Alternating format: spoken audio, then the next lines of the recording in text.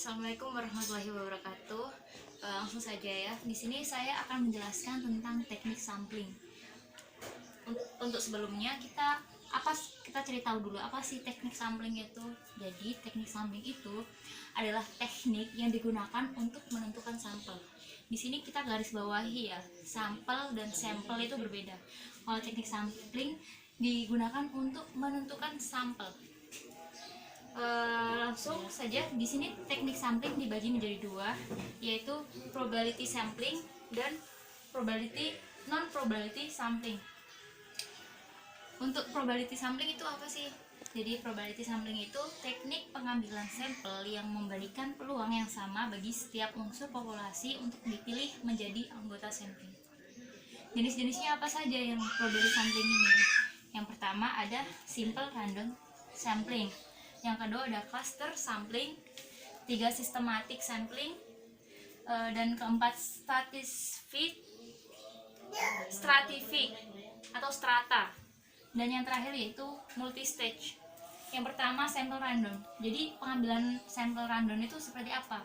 Jadi kalau simple random itu pengambilannya secara acak. Jadi kayak contohnya di dalam suatu kelas itu ada banyak siswa, kita mau memilih salah satu siswa. Gimana cara memilih dengan simple random ini?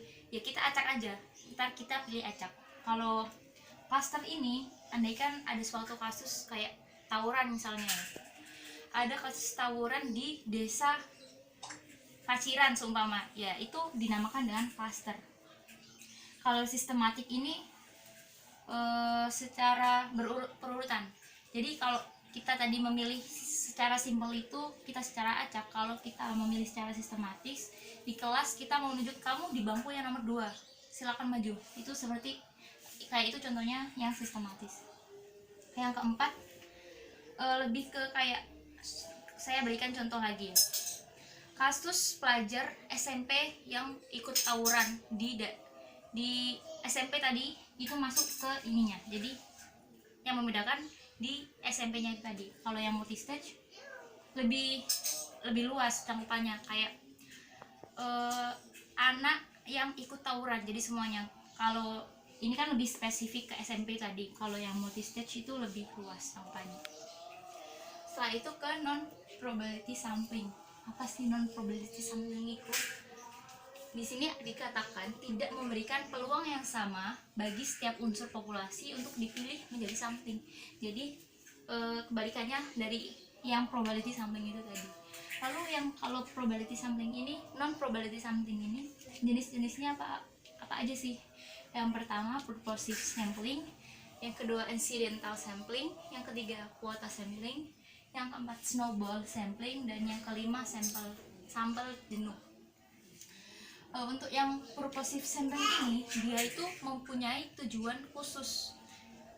Untuk yang incidental ini di kecelakaan, kayak contoh tadi tawuran ya di situ terjadi kecelakaan pada waktu itu kan ya, tawurannya itu tadi. Kalau yang quota sampling ini, kita mengambil sampel tapi kita kasih batasan, jadi nggak semuanya sampel terus-terusan kita tampung, itu nggak, jadi ada batasannya. Kalau snowball ini cakupannya lebih luas, kita menerima banyak sampel tapi tidak ada kuotanya, jadi semuanya kita terima gitu. Kalau yang sampel jenuh semuanya sama, jadi nggak ada yang berbeda. Dia kasusnya mengatakan seperti A, lalu karakternya seperti A, semuanya sama, jadi nggak ada yang berbeda. Itu dinamakan dengan sampel jenuh.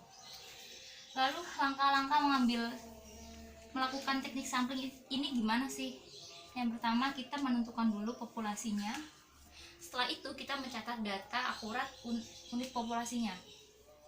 Setelah itu kita memilih sampel yang representatif, dan yang terakhir menentukan jumlah sampel yang memadai. Sekian dari penjelasan saya. Assalamualaikum warahmatullahi wabarakatuh.